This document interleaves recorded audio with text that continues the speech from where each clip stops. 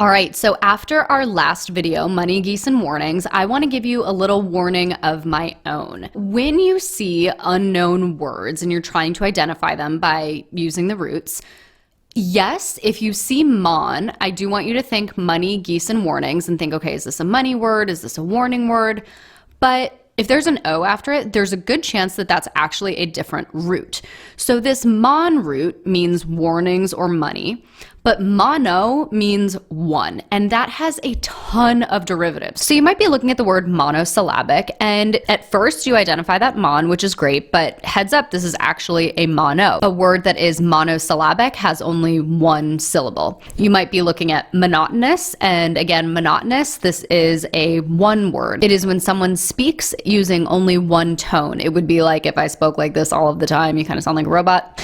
Monochromatic, when something is one color. I'm just going to keep reading these so that you know how to pronounce them. Monogamy, monotheistic, monologue, monocarpic, monocle, monoglot, monolith, monomaniac, monopolize, and monoxide. The next thing I want to put on your radar, because this is a really natural segue here and it opens up a whole nother batch of words with just one root, is learning the root poly. So we just did mono, which is one. Poly is the opposite of that, and it means many. And you might be looking at this like, wait, monopoly? And yeah, the word monopoly in itself is two root words pushed together.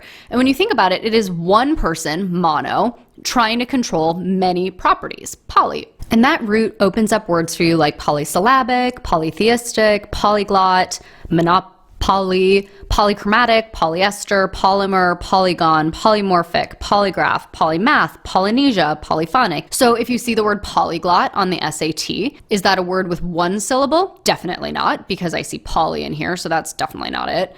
A person who speaks many languages, or a person who travels in a hot air balloon. Boom. Poly, many, sometimes it is that easy, which is nice. Polyglot is a person who speaks many languages. All right, so that is your next batch of roots, mono and poly. Remember that if you see mon, it could have to do with money or warnings, but if it's mono, warning, it actually is one. And the opposite of one is many, and you can remember this with monopoly. One person trying to control many properties. Mono is one, poly is many. Here are the images credit. I'll put the links below, and I will see you in the next video.